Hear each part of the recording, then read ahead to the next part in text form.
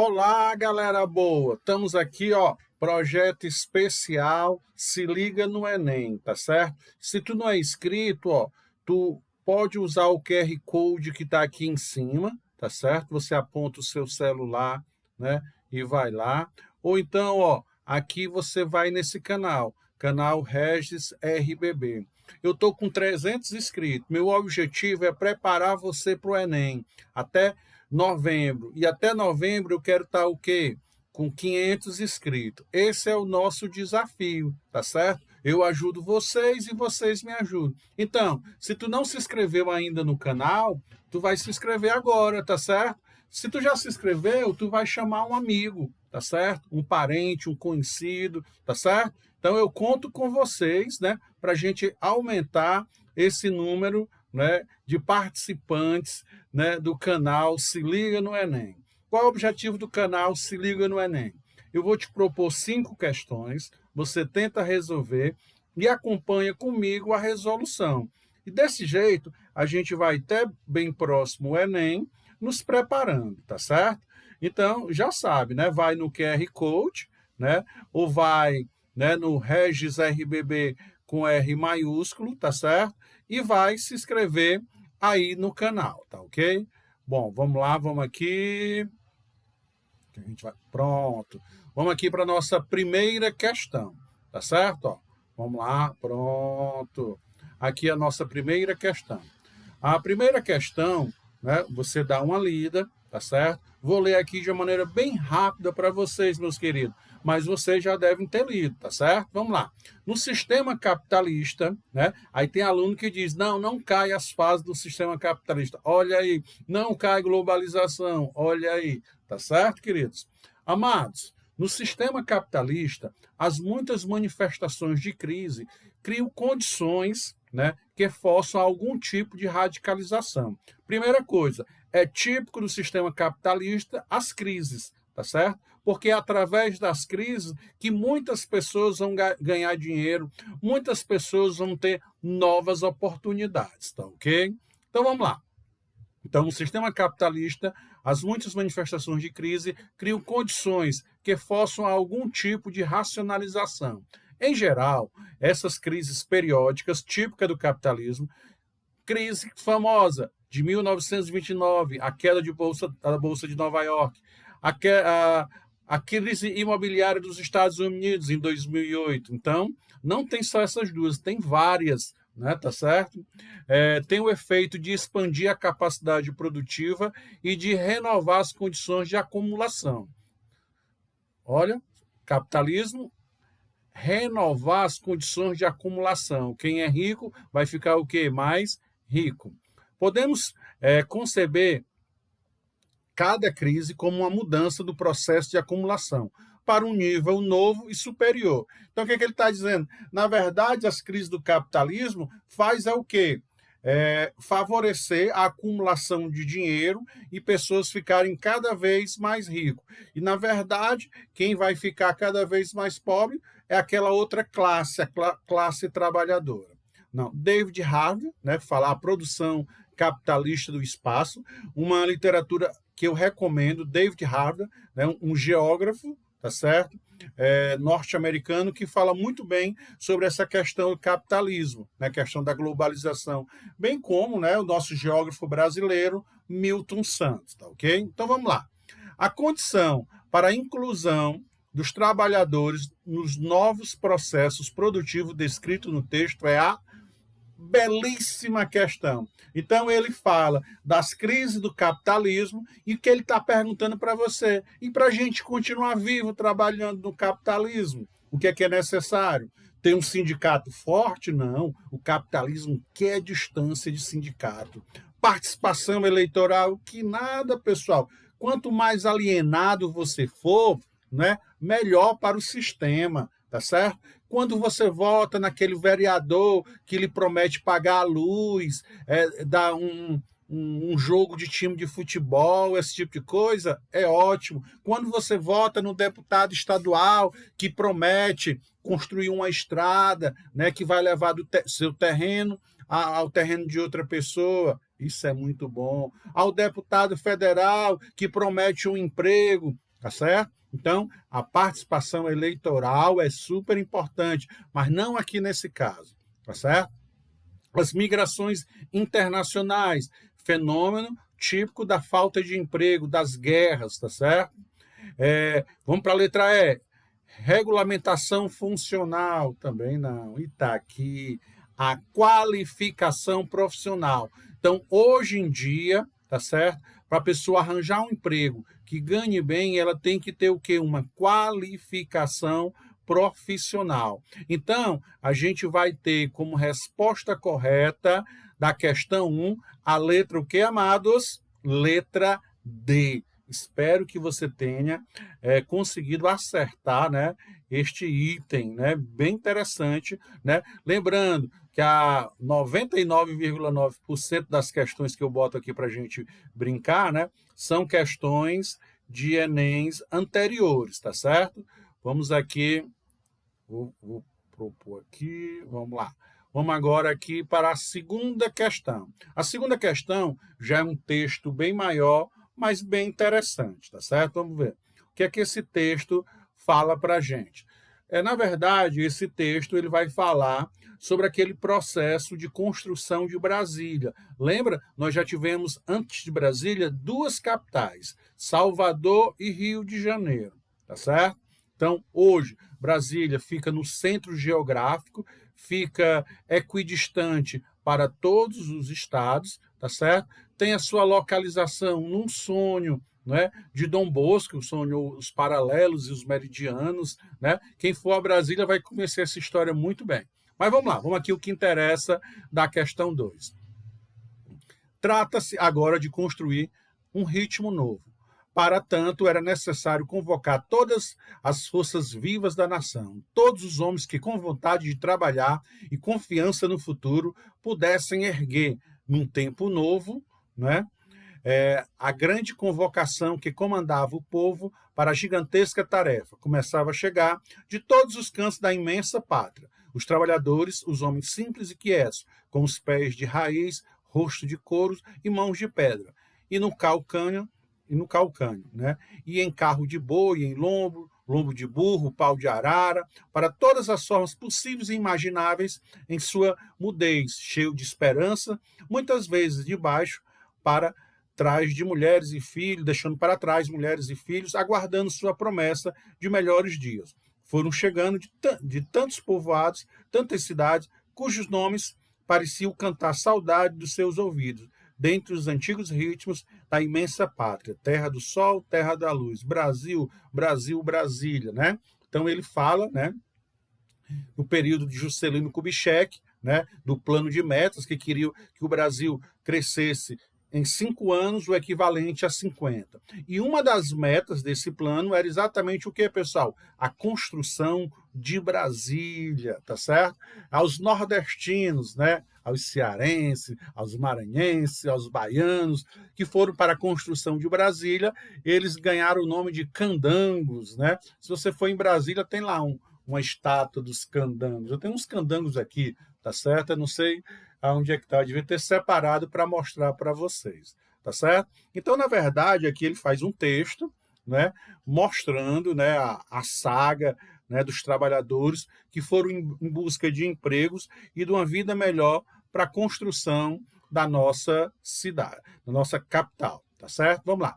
No texto, a narrativa produzida sobre a construção de Brasília articula os elementos políticos e socioeconômicos, indicado respectivamente, em um apelo simbólico, né, e imigração intra-regional, né, a organização sindical e a expansão do capital, essa a gente já bota fora, né? Segurança territorial e estabilidade financeira, não tem nada a ver. Consenso partidário, não. Pronto. É o apelo simbólico que esse texto fala da construção, né, de um novo Brasil, de uma nova capital. E com isso vai haver o que? O processo que? De migração, em busca de trabalhadores, né?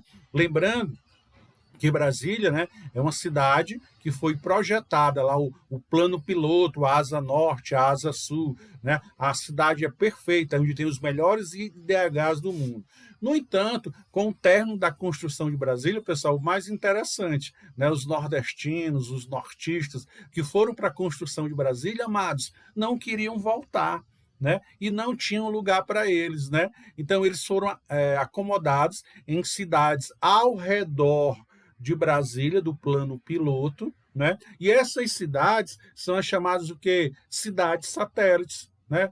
Como Guará, como Gama, né? E nessas cidades satélites, elas possuem as mesmas mazelas de que todas as cidades, né, do Brasil. Não, o plano piloto é aquela coisa perfeita, né? Setor norte, setor sul, moradia de embaixadores, moradia dos políticos, tá certo? Tudo direitinho, né? Você vai andando, chega na faixa do pedestre, o carro para você andar, né? Como eu já disse, em Brasília nós temos o melhor IDH do Brasil, né? Agora, no entorno, nas cidades satélites, é o Brasil nosso de cada dia que nós conhecemos. Então, questão 2, né, vai ser o que, amados? Letra A. Olha aí, vamos prosseguir, né? Vamos agora para a questão 3, tá certo? Vamos ver do que se fala. Olha aí, o mundo globalizado. Rapaz, capitalismo, globalização, estuda que cai, cara, estuda que cai, né? E não esquece, hein? Se inscreve no meu canal. Quero chegar até o Enem com 500 inscritos, hein? Né? Vamos lá, amados. Tá certo? Ah, Regis, já estou inscrito. Não tem problema. Convida mais 2, convida mais 3. Vamos chegar aos 500, tá certo? Ó. Saudado por centenas de militares do movimento sociais, né? De 40 países, o Papa Francisco, né? Depois de muito tempo, um Papa, né, aqui da América do Sul, né, um Papa dos países do terceiro mundo, né, encerrou no dia 9/7/2015, já faz algum tempo, o segundo encontro mundial dos movimentos populares, né, em Santa Cruz de la Sierra, na Bolívia. Segundo ele, olha aí o tema globalização, tu deve ler quem? Milton Santos, tá certo? Por uma nova globalização, tá certo? Segundo ele, a globalização da esperança, que nasce dos povos e cresce entre os pobres, deve substituir essa globalização da exclusão e da indiferença. Pessoal, porque cabo de fibra ótica, melhor celular, tá certo? Computadores de alta potência, né? Isso vai ficar com uma pequena camada da sociedade. A grande massa da sociedade, ela é excluída deste processo. Tá certo? Então, vamos ver o que é que ele diz aqui. No texto, há uma crítica ao seguinte aspecto do mundo globalizado. Tá certo? A liberdade política, não, ele não fala sobre isso. Sobre a questão da mobilidade urbana, ele não fala sobre isso. Né? O que é que ele fala? Que ele quer uma globalização que nasça dos povos e cresça entre os pobres.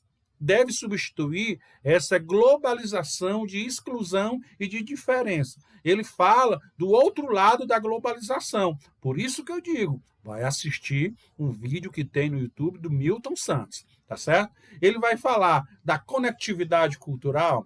Nesse texto ele não fala nada disso, mas ele vai falar o quê? Da disparidade econômica, amados, tá certo? A globalização ela é boa e bonita, mas para uma pequena classe social. Para a grande maioria da população, ela é o quê? Ela é excludente. Vejamos o exemplo agora, amados, da pandemia, não é? Todo mundo teve acesso em iguais condições na escola particular, tá certo? Quem não está em casa. Mas por quê? Porque em cada sala de aula tem uma câmera transmitindo ao vivo para os alunos que têm equipamentos bons. A gente pode fazer isso em escolas públicas? Não. Por quê? Porque esta globalização ela é o quê? Excludente. Ela vai dar meios para um pequeno grupo. A grande maioria não usufrui deste processo de globalização. Por isso que essa globalização, né, que o Papa Francisco fala, ela tem que deixar de ser excludente e se tornar mais o quê? Inclusiva. Então, a questão 3, eles vai nos retratar sobre a questão da conectividade, né, sobre a disparidade econômica. Desculpe, viu, pessoal? Letra D. tá certo? Vamos para 4 agora? Bora para 4, tá certo? Vamos lá. Tem questões do Enem, pessoal, que o próprio texto já vai lhe responder a pergunta. Amados, essa questão 4 é isso. Mas antes, amado, não esquece, se tu não se inscreveu no grupo, se tu não se inscreveu no canal Regis RBB, Regis com a letra R, tá certo? Maiúscula, se inscreve. Ah, eu já me inscrevi. Pede um colega. Vamos dar força, vamos fazer 500 até o Enem. Então vamos lá. E eu vou dando dica. Cada um se liga nesse Enem, tem dica. Por enquanto, eu estou colocando questões, né, que já caíram em Enems anteriores. Daqui um pedaço, vou colocar questões inéditas. Vamos tentar acertar alguma coisa. Vamos lá. O Ministério do Trabalho e de Emprego, o MTE, realizou 248 ações, né, e resgatou um total de 1.590 trabalhadores em situações análogas à escravo. Então, quando a gente diz que ainda existe escravidão no Brasil, existe sim. O trabalho, né, análogo à escravo é a escravidão, é você trabalhar em mais condições, é você trabalhar com a carteira assinada, tomada, é você trabalhar com uma dívida que só pode ir embora quando terminar a dívida, tá certo? Então, isso, infelizmente, ainda existe muito no Brasil. Em 2014, né, foi resgatado 1.590 pessoas, tá certo? A análise do enfrentamento do trabalho em condições análogas a escravo materializa a efetivação de parcerias inéditas no Tratado das Questões, podendo ser reforçadas as ações de fiscalizações realizadas pelo Ministério da Defesa, pelo Ministério do Exército, pelo Instituto de Meio Ambiente, né, e dos Recursos Naturais, o chamado IBAMA, e o Instituto Chico Mendes de Conservação da Biodiversidade, o ICMBio, tá certo? Então, ele fala de uma estratégia que os órgãos governamentais usam para combater o trabalho escravo no Brasil, que ainda existe. Bom, a estratégia defendida no texto para reduzir o problema social apontado consiste em... O texto vai lhe responder. Articulação dos órgãos públicos. Eita, tá parecido. Mas vamos prosseguir. Pressionar o poder legislativo? Nada disso. Ampliar a emissão de multas? Nada disso. Limitar a autonomia das empresas? Nada disso. Financiar pesquisas acadêmicas? Nada disso. Bom, o texto da gente, ele fala exatamente de quê? Dos vários órgãos públicos que estão nessa luta de combater o trabalho escravo no Brasil. Letra A de amor, A de apaixonado, articular os órgãos públicos, amado. Tá acertando tudo. Parabéns, não esquece de se inscrever aí no canal não, né? Vamos lá, questão 5. Uma questão de geografia da população, tá certo? O bônus demográfico é caracterizado pelo período em que, por causa da redução do número de filhos por mulher, então, vejam, quando ele fala a redução do número de filhos por mulher, eu estou falando o quê? De taxa de fecundidade. Estou falando que a taxa de fecundidade é o quê? É baixa, né? A taxa de fecundidade é o número médio de filhos que uma mulher tem o quê? Na idade reprodutiva. Então, hoje, a taxa de fecundidade da mulher brasileira é 1,7. É baixa? É baixíssima. Nós vamos ter problemas futuramente. Em outras questões de geografia da população, nós vamos aprofundar esta situação. Mas vamos continuar.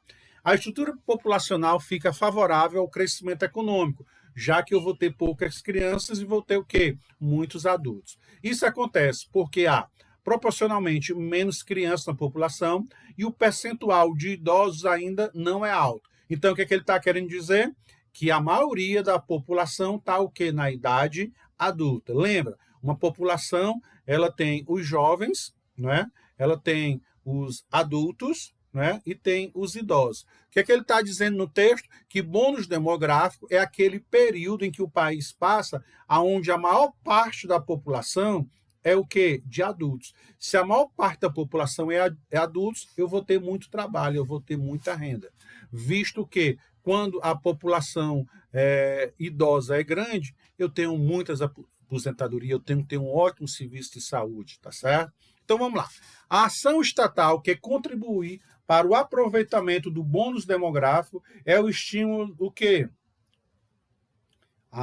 atração de imigrantes? Não. Se eu tenho muitos adultos, muito pelo contrário, eu não quero que não venha ninguém. A elevação da carga tributária, o cara já quer mais impostos, né? A admissão de exilados políticos, eita, a gente já está com um monte de gente para trabalhar. A concessão de aposentadorias, ainda não, né? Aí vamos ver a qualificação da mão de obra. Mas por que, Regis, a qualificação da mão de obra? Porque se eu tenho uma grande quantidade de pessoas, eu preciso que essas pessoas saibam que trabalhar para gerar emprego. E lembrando da nossa primeira questão, que fala o quê? Que fala que a gente deve, né, qualificar a mão de obra. Então, pessoal, a receita mágica, antes dá uma olhada nas questões, tenta resolver e depois vem aqui comigo para a gente conversar aqui um pouco. Pessoal, muito feliz, né, dos nossos encontros, falando no Enem, o Se Liga Enem, né? Fiz minha parte, botei 5 questões show de bola, resolvi com vocês. Agora tu faz a tua parte. Qual é a tua parte? Vai se inscrever no canal Regis